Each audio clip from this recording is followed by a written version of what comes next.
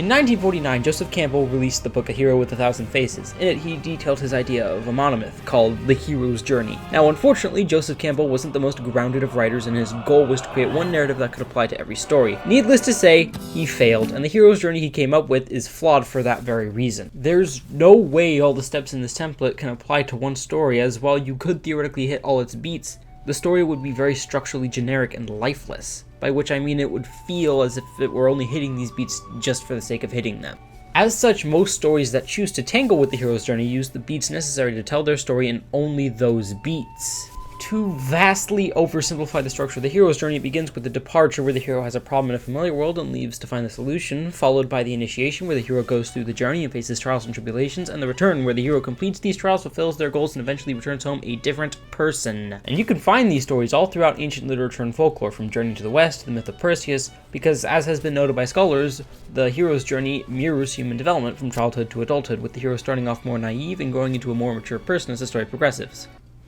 Ah, now you're starting to see how the Owl House fits into all of this. On the surface, the Owl House is the archetypical hero's journey, with our main character Lou starting out as an overenthusiastic child with an obsession with fantasy who finds her life mundane.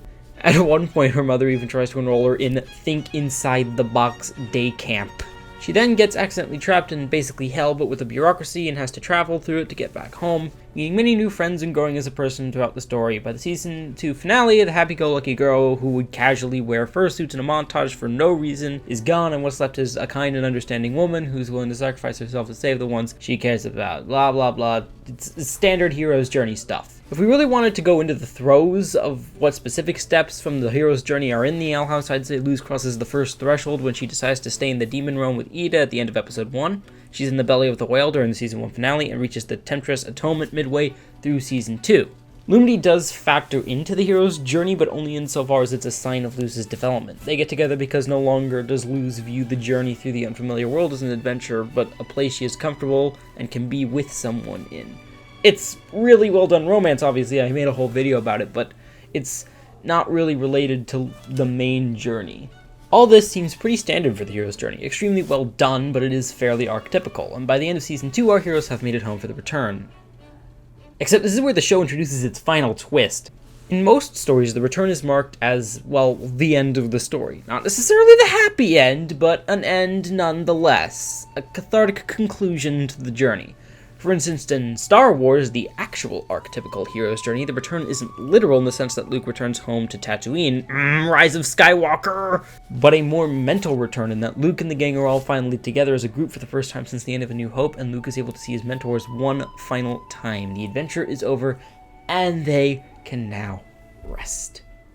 Or in the case of something more explicit and contemporary, we have Spider-Man Into the Spider-Verse, aka the best hero's journey story. It starts out with Miles' character flaw of not knowing who he is, and by the time the story is over, he's gone through his hero's journey, he figures it out. He's Spider-Man. Because if anyone can be Spider-Man, he can too, and even further, he is his own Spider-Man, hence the different costume. By the time the film comes to a close, Miles is more comfortable at his new school, and the movie ends with him literally resting in his bed in his home in Brooklyn listening to Sunflower. The endings of these two heroes' journeys are cathartic and meaningful. The characters have gone through their development and have returned to the status quo, changed for the better. This is where Owl House differs. The return to the familiar world, in this case a very literal return, is not the end of the story. It's not conclusive at all.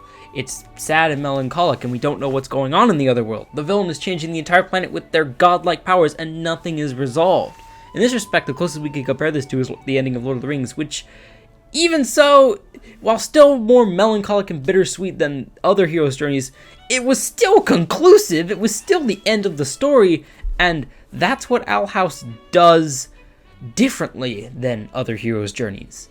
Instead of just ending the journey with the return home, the return is in of itself the beginning of a new adventure. Hell, it may be by the end of it that the familiar world is the actual initiation and the true return is going back to the demon realm. Who knows? I don't, and we'll have to wait and see when the last 3 episodes of the show release. Either way, the Owl House sits comfortably among its, ironically enough, Disney-owned brethren as an extremely effective hero's journey story that twists the structure in unique ways that keep it interesting and helps it stand out from the mountain of other hero's journey stories. And it also shows one of the key components of writing, variation. There's a lie that the best idea is a fully original one, but if you really tried to sit down and tried to write a wholly original story, you would never put a word on the page. Instead, the true test of a writer is taking an established formula and tweaking elements of it to see what works for your story to make it your own. And how the writer is able to manage that is, shall we say, their initiation. Thank you all for watching, and yes, we could talk about Destiny 2 now, or maybe I'll talk about RRR. We'll see, I guess. I don't know.